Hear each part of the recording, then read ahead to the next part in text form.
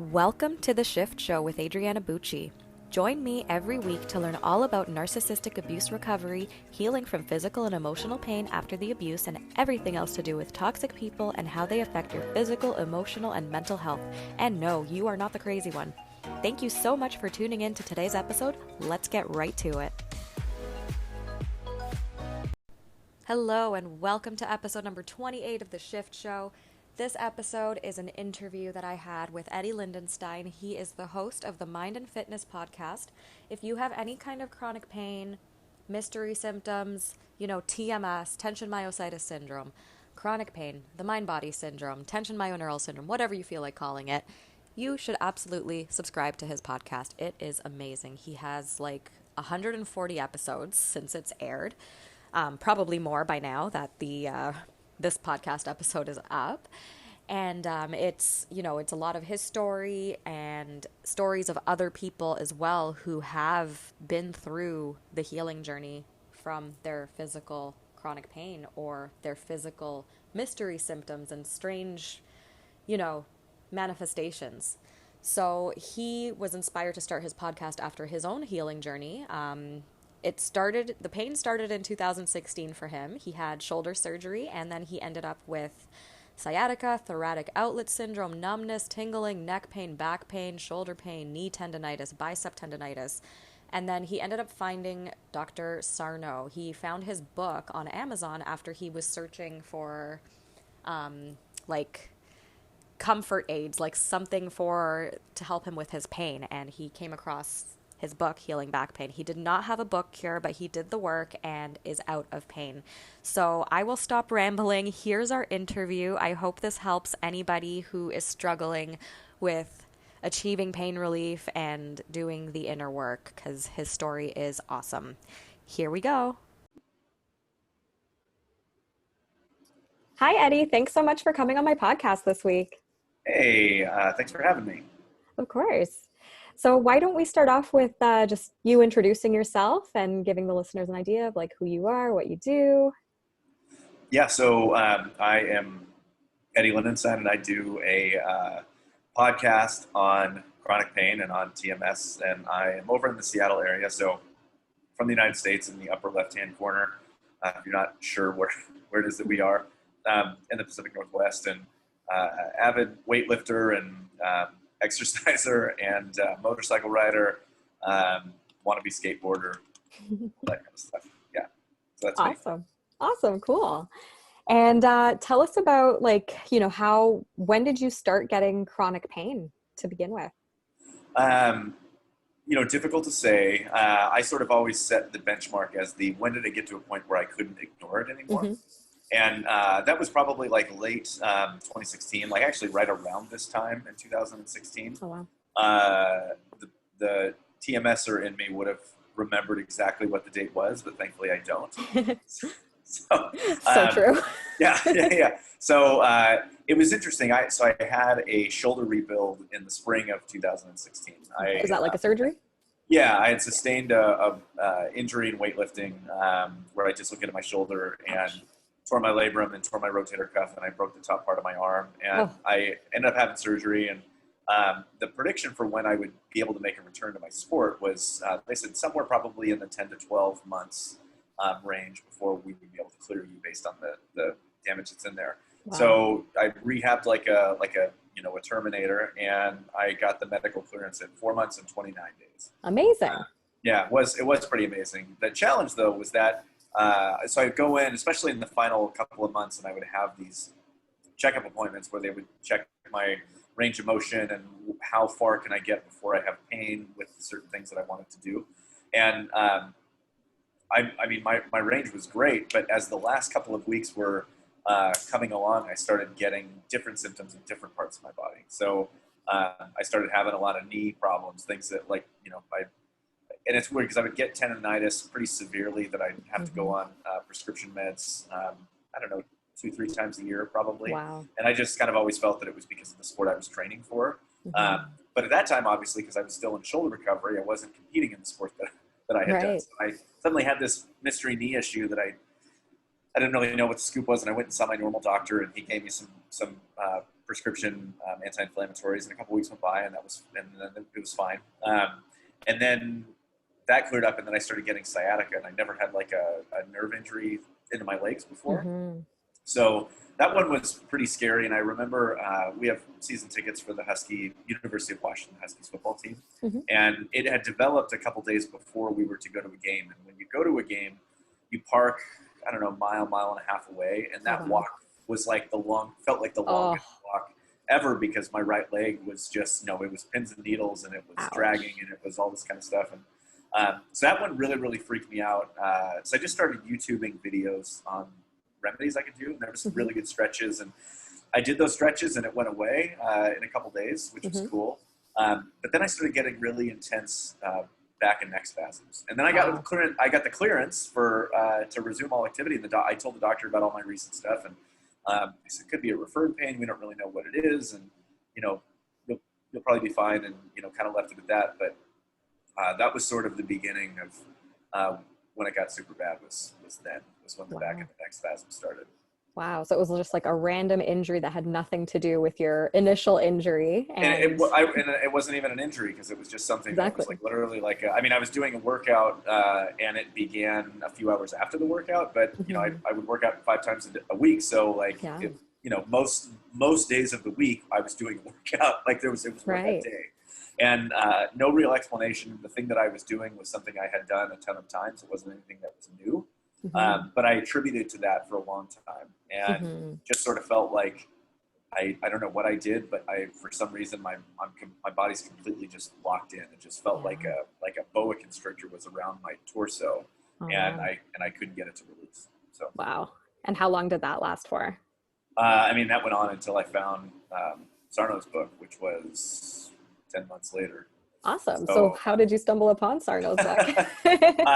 Well, so there's a big 10 months in there, because it involved going to see a couple dozen medical professionals. Doctors and osteopaths and chiropractors and massage therapists and golfers. And I can relate. I guess that I was like $15,000 or $20,000 in out of pocket. So I had insurance, and I traveled across multiple states to have like a procedure done on my neck, which was supposed to fix everything. And I remember the night that I had it done, I was like, that was it. I feel really good. And then I woke up the next day for the 13-hour drive home, and I was worse than I was when I got there, which is like so soul crushing, because you've now got this $5,000 procedure you have to pay for, and it didn't work. A variety of things. And I went back to the surgeon who did my shoulder, and he came in, and he kind of he gave me 15 seconds, and he said, "This is coming from your neck," and he said, "I'll send some, I'll give you some referrals," and that was it. And like, that was sort of where it got really scary, was if you don't know, I'm a total pro wrestling nerd, and I love it, and it's very big in Toronto, by the way. Not really in that scene, but I believe it. And one of the injury, and parts of me wonders, did this slip into my subconscious somewhere along the way? But because you observe something where people have their necks injured, and then that sort of becomes with you as an athlete, like, this is the thing that can't happen. If that thing happens, then everything's going to really go, you're not going to be able to ride your motorcycle anymore, you're not going to be able to do this anymore. And then that thing happens. So the doctor told me that in February of 2017, and I just sort of lived with that until it was the end of May. It was the end of May. I don't know, May 25th-ish. Like, it was right around Memorial Day. And there was the doctor for the University of Washington Huskies. She's very well known here. And I was reading a story in the news about our zoo, like our Woodland Park Zoo here. It was kind of a wild story. This new chimp got introduced to the other chimps, and these chimps got in a fight, and this one chimp sustained a really serious knee injury. I don't even know knee injuries even happened in chimps. So why wouldn't they happen, right? Yeah. When you really think about it. but the headline had read, Husky doctor goes non-surgical route with chimps, or with chimpanzee or whatever. So I go and I read the article, and it was this doctor by the name of Kimberly Harmon, she's the head doctor for the Huskies football team. Okay. Which it's not rare to have a female doctor, obviously. I feel like, at least in my observation, it is very rare to have an all-men's sport, a major Division I sport, in which their head physician is a female. So I thought that was pretty cool, for starters. So I thought, oh, this might be pretty unique because I haven't seen a female doctor yet. And so, but I had called because her pedigree, if you go to her website, you go to her pedigree, it's very impressive, just in terms of how many athletes she's helped.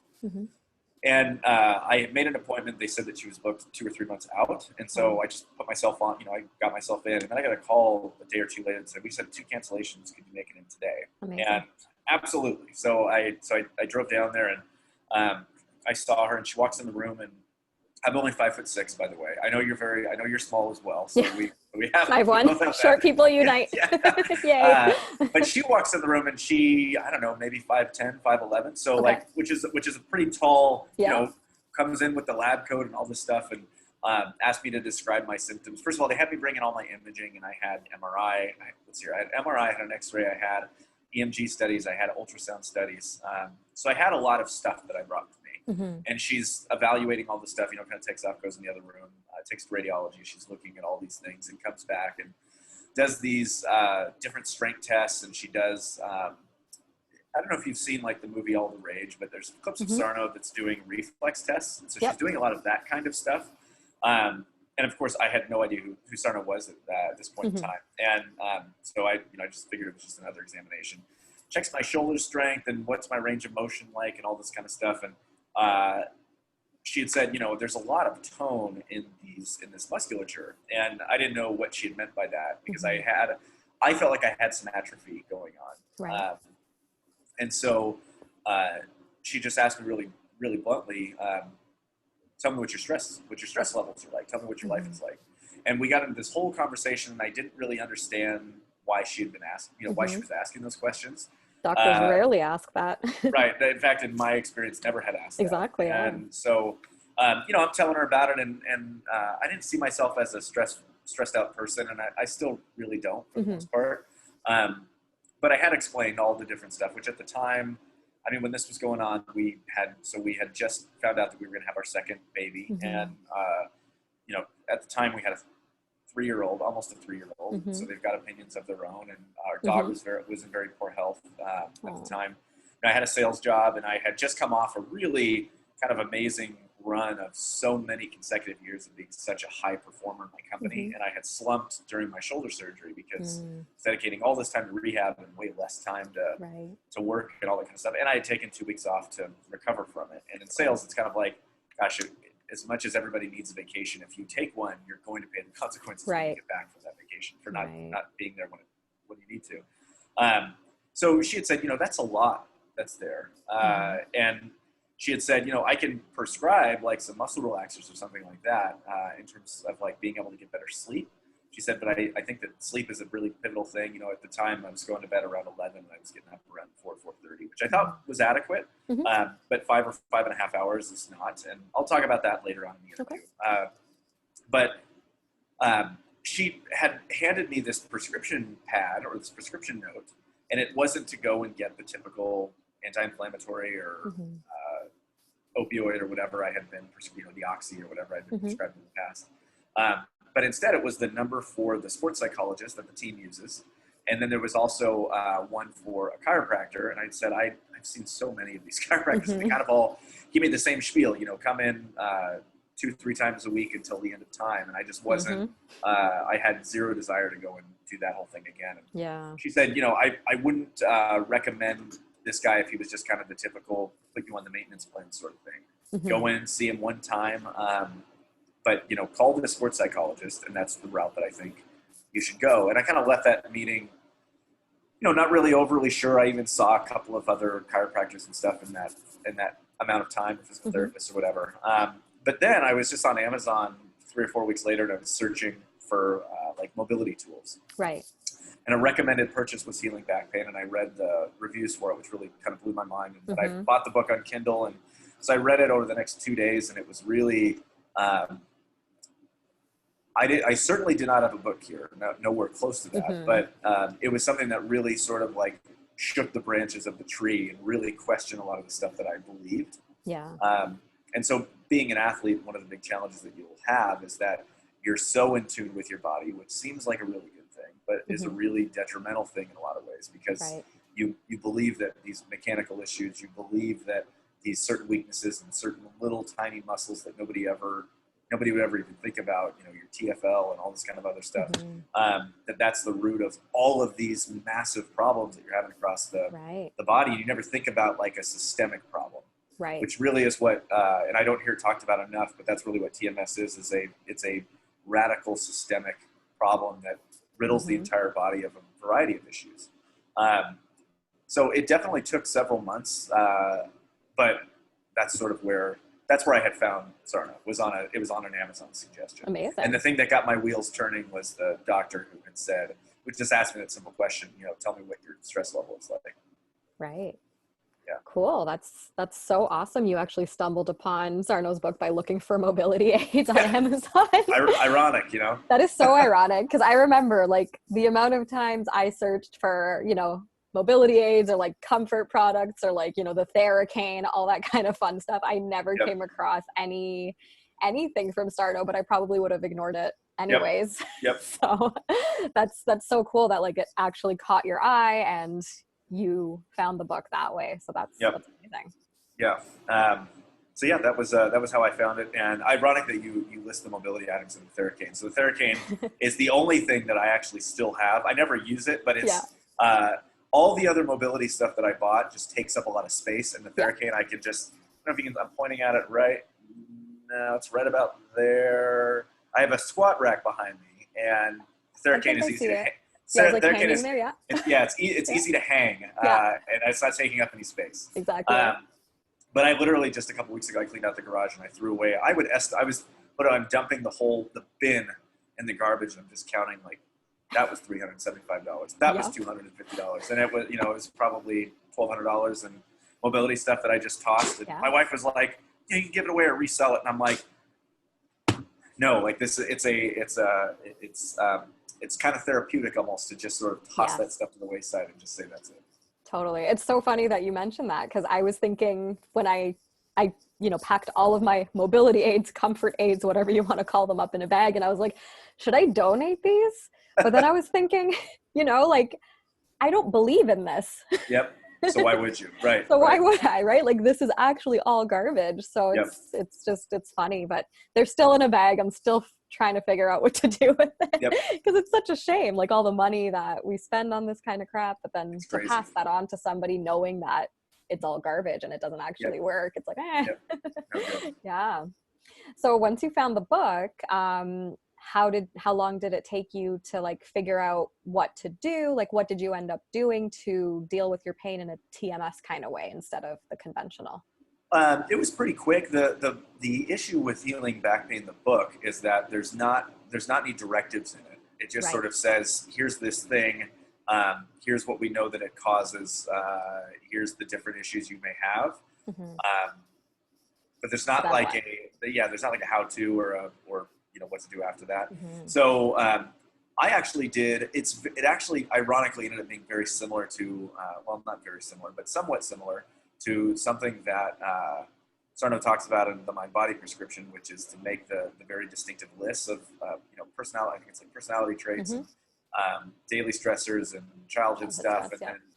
But what I did in the beginning was almost treating it like an investigation. I would have run a list of every symptom or issue that I've had diagnostically going back as far as I could remember.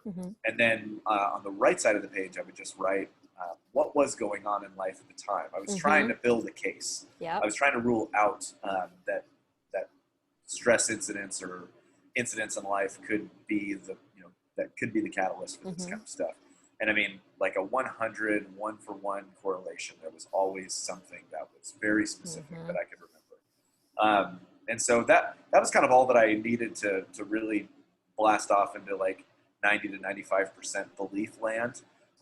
There definitely were hiccups in the few months that followed where I would go and see, I'd be like, well, it's been, because the thing that I sort of expected to happen is that I would, because from then I bought like Zero Pain Now, and I bought some of these other things that had tools that were attached to them, where I journal for, a couple days, and I would say I don't see any massive change here in my symptoms. because I noticed like an initial, I don't know, 50 or 60% drop in just the amount of pain that my neck and back was in, but I still had a lot of physical tension that was in my neck and my back. And so I had expected everything to just vanish. And when it didn't, I'd be like, maybe it is this one little thing, and I would go see another chiropractor. So that probably happened 2 or 3 times and kind of lingered for a few months. But then I just started, engrossing myself in belief stuff. And one thing I didn't do that I do see a lot of people doing is, posting in a social media group about, I have such and such symptom and I believe all of it, because that but is really killer for a lot of people. And that's sort of where they just can't seem to get out of their own way. Yeah. So I would say that, I don't know. It was probably a good 6 to 9 months before I was like, okay, we're at like 85, 90% feeling better, that kind of stuff. And to where I don't feel like I have to have a daily practice. I felt like when I would try and do journaling for such and such straight days, or I would try and be really anything that was a regimen would always kind of make me revert back to this thing isn't working. Right.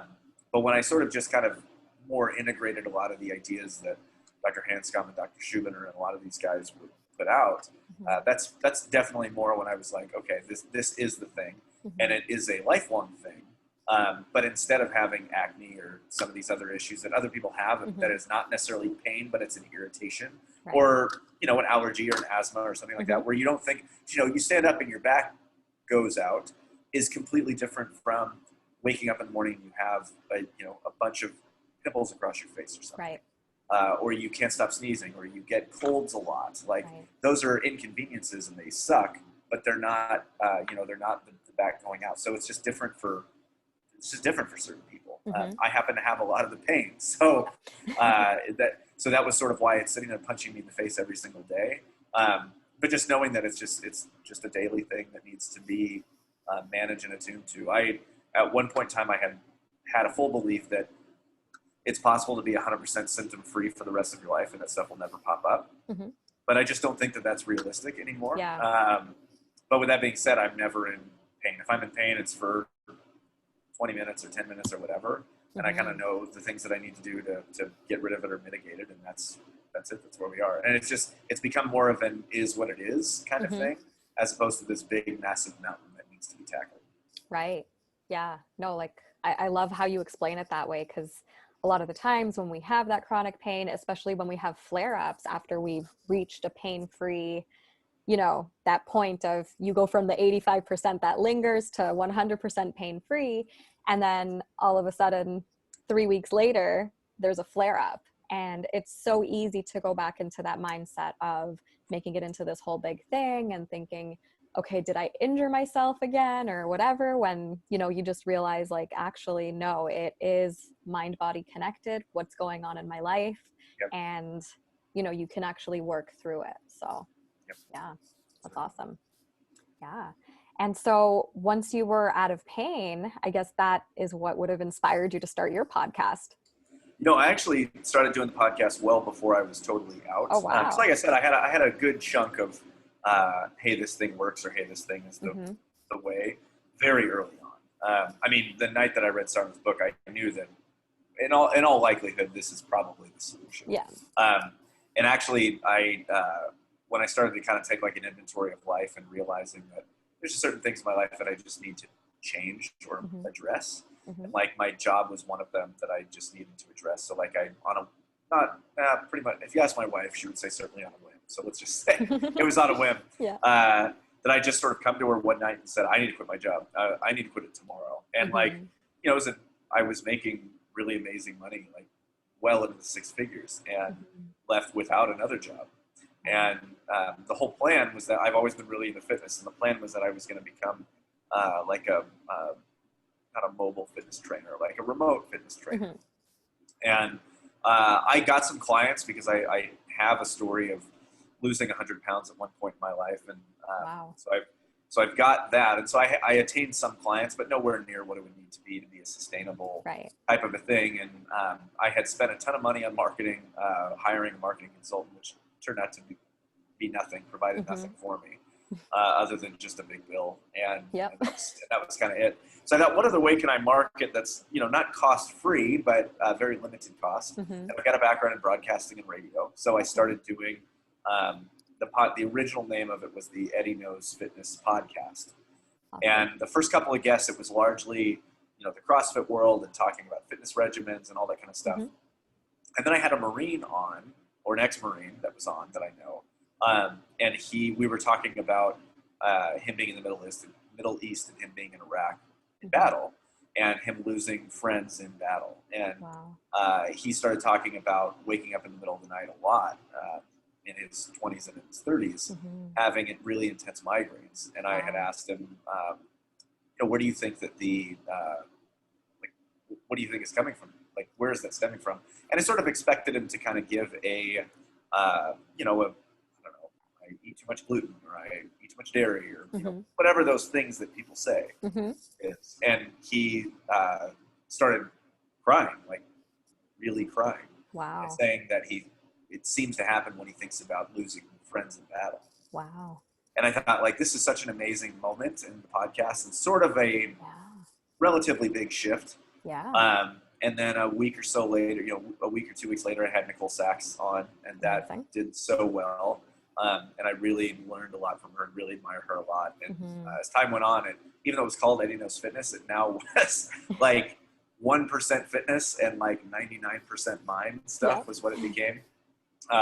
So I interviewed Steve Ozanich in January of 2018, and then I needed to take a hiatus. My second daughter was on the way.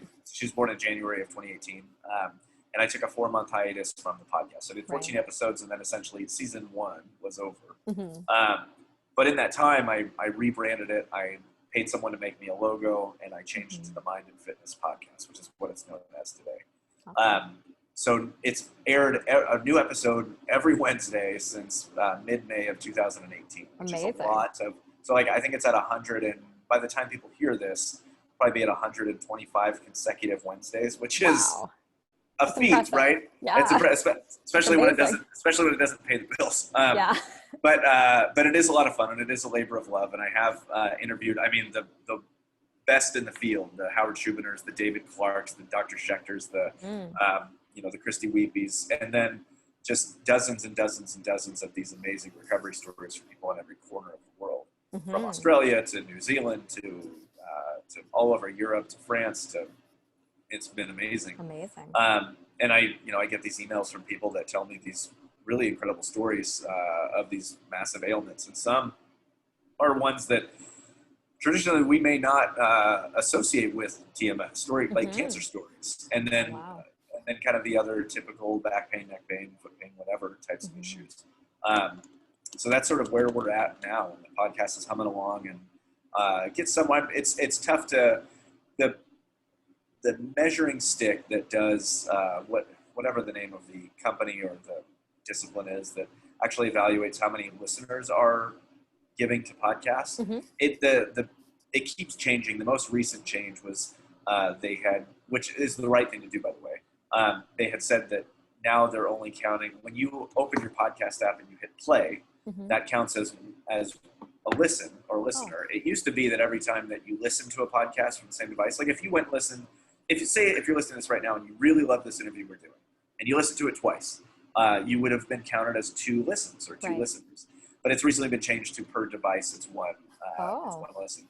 So it's tough to gauge how many people are listening to it, but I would make a guess that 4 episodes air in a month, and it's getting listened to somewhere around 13 or 14,000 times a month. So I'm thinking that it's probably 3 or 4, maybe 5,000 people that are listening to it on a regular basis, with 60% of that coming from the U.S. And then Canada's behind them, and the UK's behind them, and Australia's behind them. But there's a lot of times where I'll look at the report, the listening report, and it'll have these places where I hadn't even heard of that before, and I'll put it into Google Maps, and it's like the middle of some island somewhere that I had no idea even existed. So that's one of the really cool parts about the podcast. That is so cool. Well, congratulations on having that many listeners. That is so impressive. That's awesome. Yeah. And like your message is being heard by the entire world pretty much, which is amazing. Like the more people spreading this knowledge, the better. Like that is so awesome. What's been your favorite like recovery story that you've heard so far? I'm sure you've heard many, but do any stand out to you? Certain ones that stand out to me. I think that maybe, ironically, from Ontario as well, is Michelle Hinsberger's story. I don't know if you talked to her, you know her I have not, no. story. She's from Thunder Bay, and it's actually still the most listened to episode ever of the podcast. I think it was listened to almost 2,000 times the day that it launched. Which proves Thunder Bay is a small community. And so basically, I think everybody in the town had listened to it. It sounds like she's pretty well known there. When I was looking at the stats and I was seeing that, 75% of listens came from Ontario, Canada. And I was like, wow, that's crazy. So she, her TMS issues go way back. And I would encourage anybody, if you want to hear more about this, we did an episode in January of 2019, and then we actually did a second one that's going to air in a few weeks, so you can find it. You can find it that way if you're interested in hearing more about it. But I knew nothing about her going in, other than that she owned a nail salon.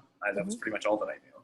And she started telling me stories about developing symptoms as a teenager and, into her 20s and things like that, and that her brother had some mental health issues. He was schizophrenic, and her mother lost her hearing when she was a little girl. And so, the instances of trying to talk to your mom and your mom doesn't hear you, and kind of the lasting impression that makes. Because the thing is, like, you can be the best parent in the world, but if your kid can't wrap their head around the fact that you can't hear them, there's not really a lot you could do as a parent. Right. I mean, like, sometimes I don't do it a lot, but sometimes I'll purposely ignore my kids. And it's very troublesome, right? And then eventually, yes, Audrey, what can I do for you? But she's telling the story and that she'd overcome her pain. But at this point, we're only, we're 20 minutes into a 60-minute interview. And then she had said, that she had gotten married in August. They got married August 25th or 28th or something like that. And then as she's saying this, I'm literally scrolling Instagram and I see these pictures of him. And then there's no more pictures of him as you're continuing to go through it. And she goes on to say that he died 6 days after their wedding. Are you kidding me? Unexpectedly, and she had said an accident, and I I started looking in the Thunder Bay newspapers that he was just out with his buddies. He was cliff jumping, and I think that he hit the bottom. Oh my God. And passed away. I mean, immediately. He was 30 years old or something like that. That's horrible. It really is, and if you do go back and ever listen to the episode, I had a real hard time pulling myself together to continue doing the interview because it was not what I was expecting at all to hear. And so she's kind of talking about it. And she had just said that, she was in such like a dark spiral after that happened with Evan. Of course. And that she had this flood of symptoms that started coming back. And if she never would have had the experience of going through the symptoms before and knowing what to do with them, that there's no way that she would have been able to handle the sudden death of her soulmate. So it's a lot of that kind of story. And one of the things also that really opened my eyes that she talked about is that even after she'd found the Sarno stuff, she kind of had like treated the ways to which he would teach or other people in the space would teach. And, she would like try to journal for back pain, but then she would get another symptom. And then it's like, what do I do for my elbow, for my wrist or whatever? And so she eventually got to a point where she stopped doing all of that and had said, I'm just going to treat it as anxiety. This is a global systemic issue that is anxiety. So if my neck hurts, it's anxiety. If my foot hurts, it's anxiety. If my back hurts, it's anxiety. And that's how she treated it. And that's really where she started to see success. Wow. So now she's doing, coaching and consulting and still doing the nails, and they're still as beautiful as ever. And I don't, which by the way, people can't see this on video, but I'm holding up my nails. So anyway, that's, probably my favorite, surely my favorite story overall, because there's such an arc to it. And there's for sure. I just really admire her a lot. And, I would say of like the practitioners, probably Schubiner probably was my favorite to interview. But also Jim Prusak, he's a PT that's in the space, and to be a PT or like a physical manual therapist, and to be working with mind, body, and teaching that.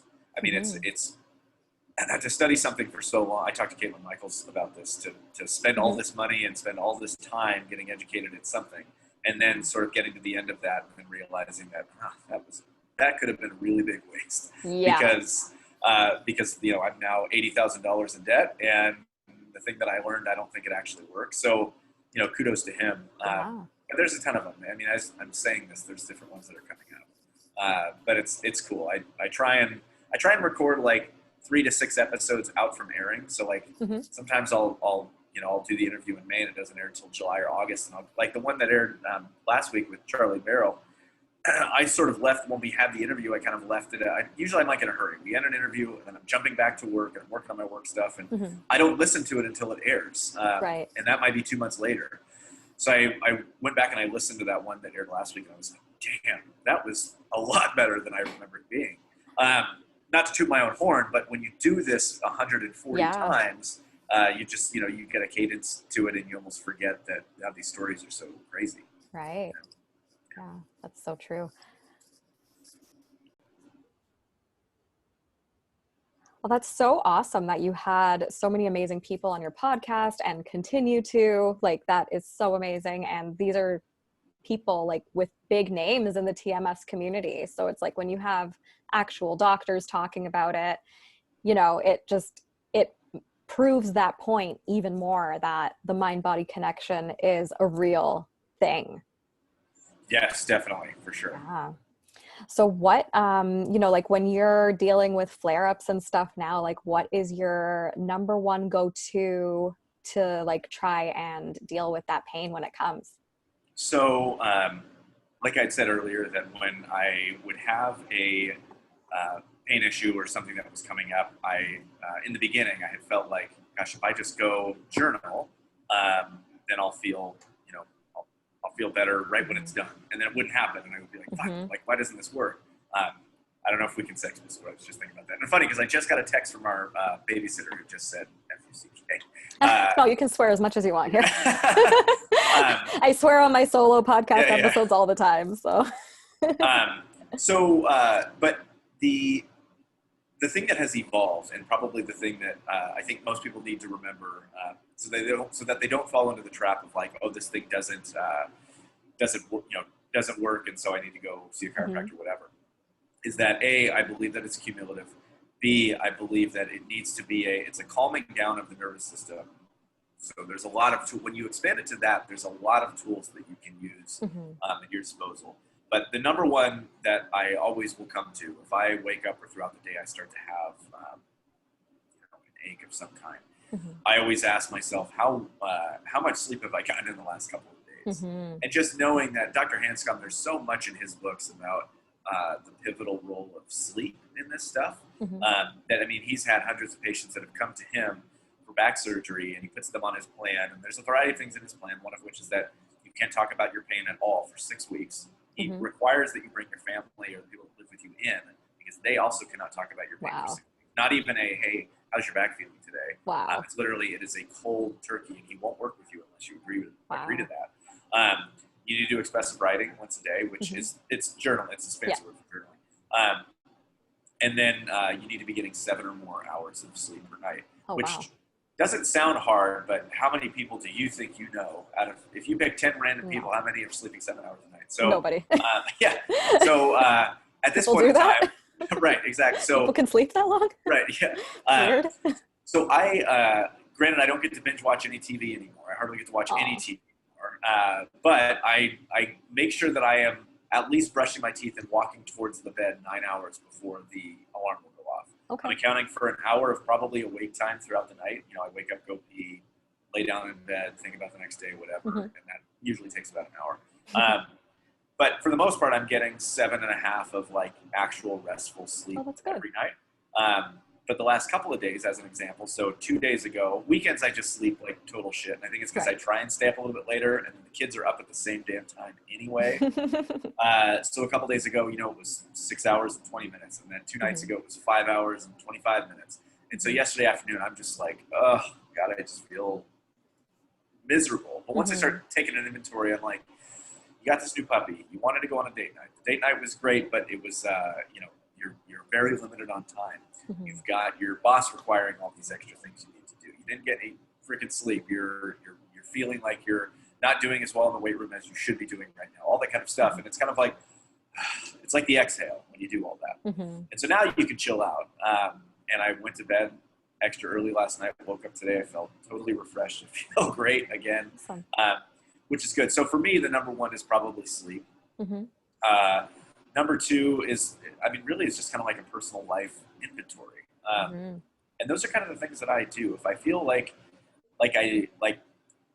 there's a difference. Sometimes I could have a pain issue that'll amp up, but I could also have a pain issue that'll amp up with, headache is not the right word, but when I start getting obsessive about something, mm-hmm. it could be obsessive about being angry with somebody. It could be obsessive about a cell phone that I want to go buy. It could be obsessive about anything.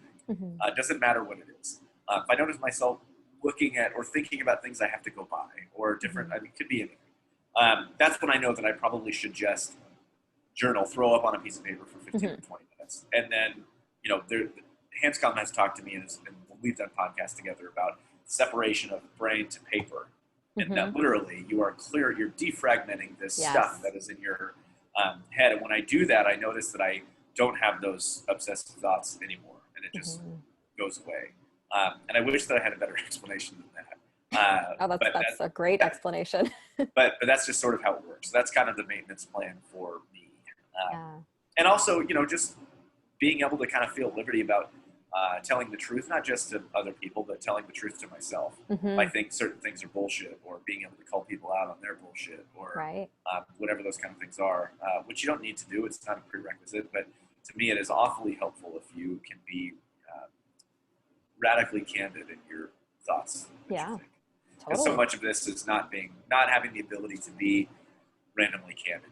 Kids will be kids, or mm-hmm. Whatever be whatever. It's like, no, it's always being an asshole. Mm-hmm. If I could just say that, mm-hmm. it makes a world of difference. Exactly. And it's not like you're saying something horrible. You're just being honest about the present situation. And kids can be assholes sometimes. And it's okay to say that.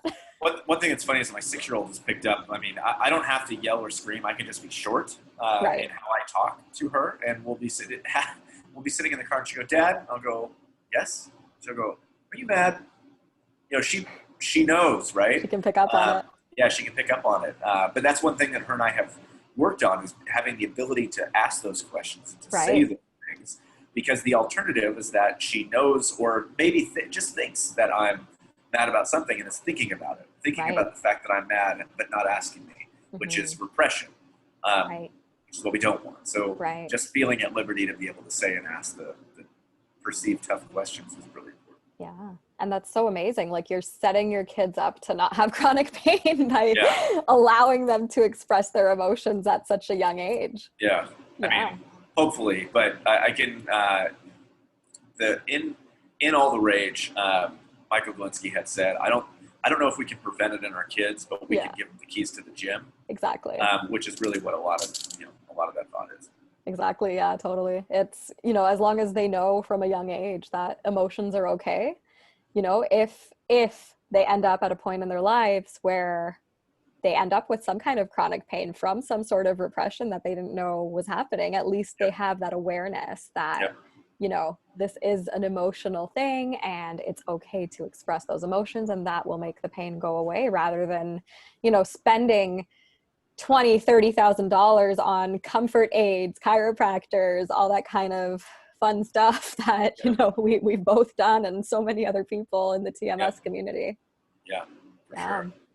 I don't know, and it's like I said, I talk to people all the time around the world about this kind of stuff, and it's crazy. I'll get just out of the woodwork, I'll get people that I haven't talked to for years that will send me, I actually got one. It's so funny that we have this interview now, because I think it was either Friday or Saturday. I got a DM from someone who my wife used to work with.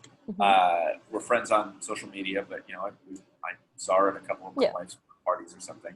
But very, very nice. She's had a kid, and I think another kid on the way, or might have even had it.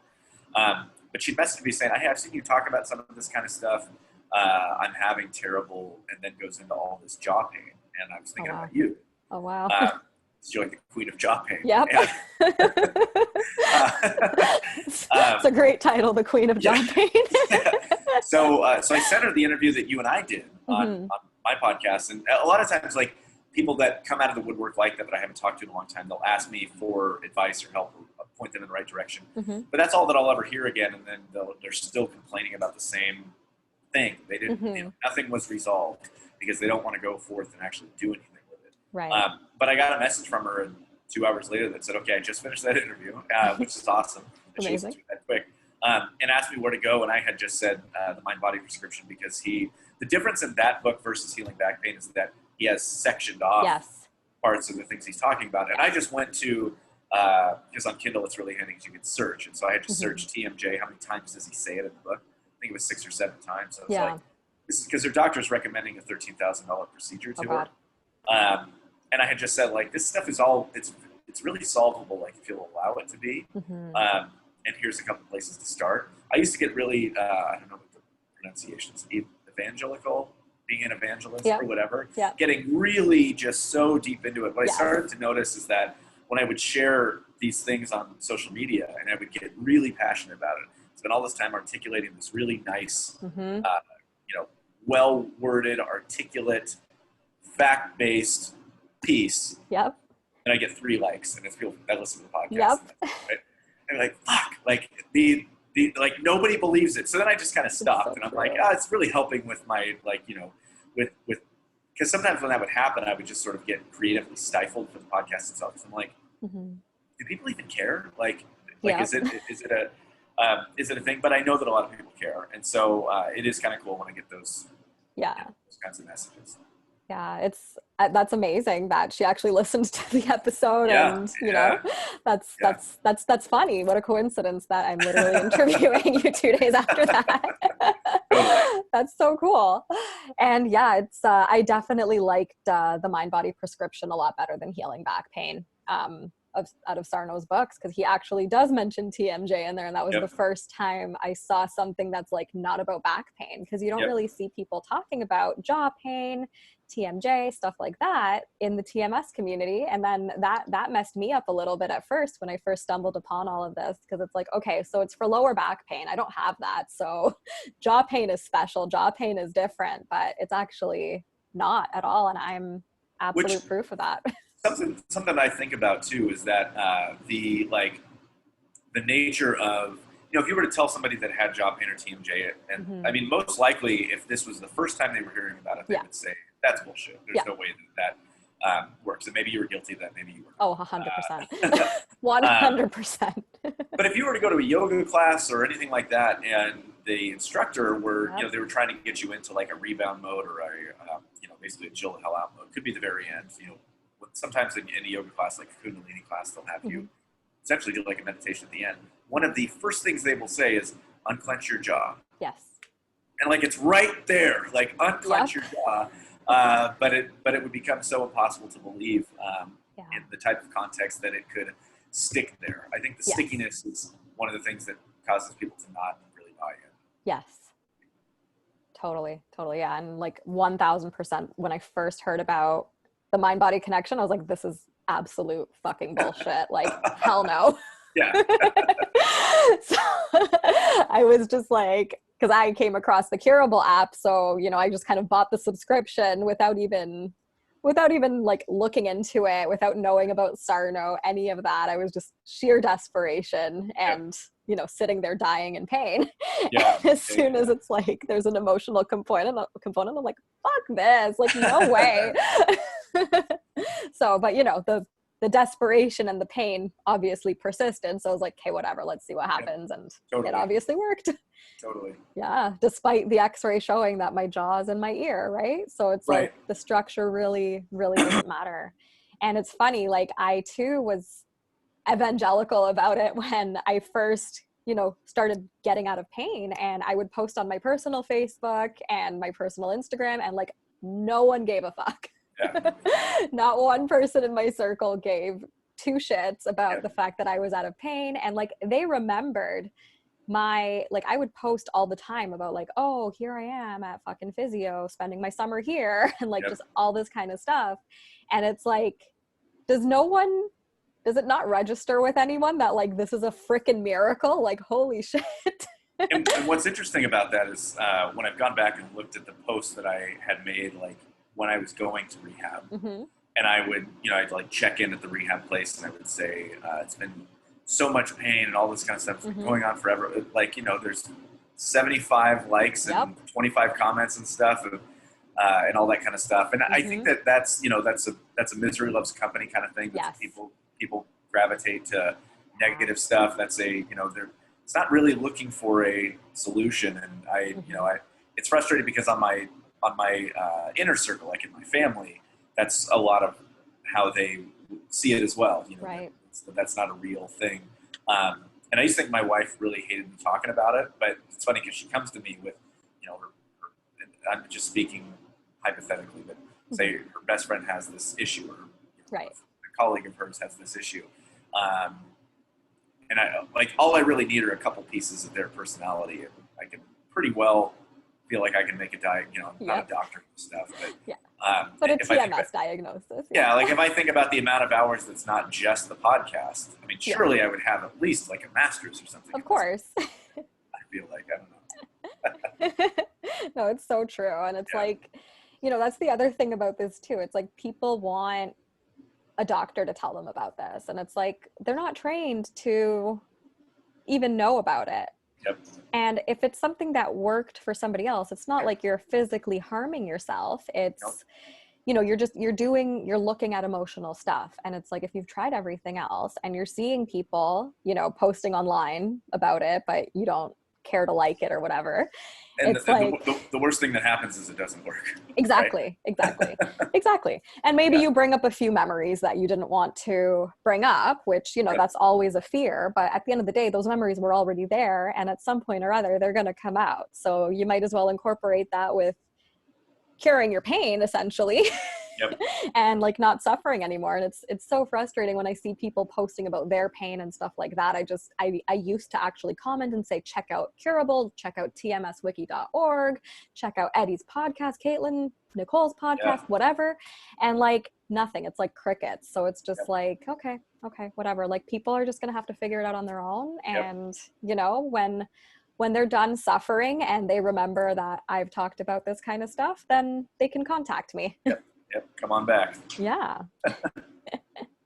So thank you so much for sharing your wisdom, being on my podcast. I'm going to put like all the links to your podcast, your resources, and all that kind of stuff in the description of this. But before we go, do you have any final words of wisdom to share with anybody who, is in pain right now?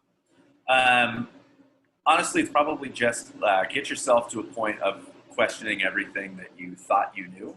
And if you can get to a point of saying, I might have been wrong about that, like that's, to me, like that needs to be the start of it. Because otherwise you can see my little one sneaking through, tiptoeing through. Anyway, she's very sweet. But if you can get to a point of just saying like, hey, I'm willing to question everything that I thought that I knew, like that's where you need to be able to get. Like that's the art of the vulnerability that people really need to have with themselves, ultimately being able to say, I'm holding a princess form. But being able to get there is so pivotal on it. It seems like there's a small thing, but like that's the not being able to get vulnerable enough to say I probably was wrong. That's a big thing that's preventing you from getting better. Yes. 1000%. I could not agree more. Like just acknowledging that like, oh, what I thought I knew about pain is wrong, and that's okay. And here's a new perspective. And, sometimes it's just a leap of faith that you have to take, but it's so worth it, because why keep suffering? Well, that's another thing. I guess maybe a second one, like a 1A that I would give is what you had just said, is if you can, after everything that's happened, or, things that happen in your life or situations that are going on right now, or whatever it is, if you can add a comma and that's okay to everything, that's another piece too. There was a story that Dr. Hanscom told me about this woman who's been wheelchair bound for like 37 years or something. And came into an appointment she had with him after she had had several, and being in a wheelchair, not being able to walk, and all this kind of stuff, and walks right into the appointment as if nothing happened. And he was like, hell happened to you, basically. Amazing. She said, I forgave everyone. He's like, who'd you forgive? And she's like, everyone. Like, that was just kind of it, just very matter of fact. Amazing. Which is really amazing. So, and again, forgiveness is about you. It's not about the other. It's not about the other person. So that's a big reconciliation. Exactly. 1,000%. Could not agree more. And yeah, when you say that forgiveness is not about them, it is about you. And it doesn't mean that whatever they did is okay. It just means you're letting go of that emotion towards that person so you can actually move on with your life. Yep. Yeah, totally. That's what I got. Awesome. Amazing. Well, thank you so much. And yeah, we will probably air this very soon, and Cool. we'll talk soon. Awesome. All right. Thank Thanks. you. Bye.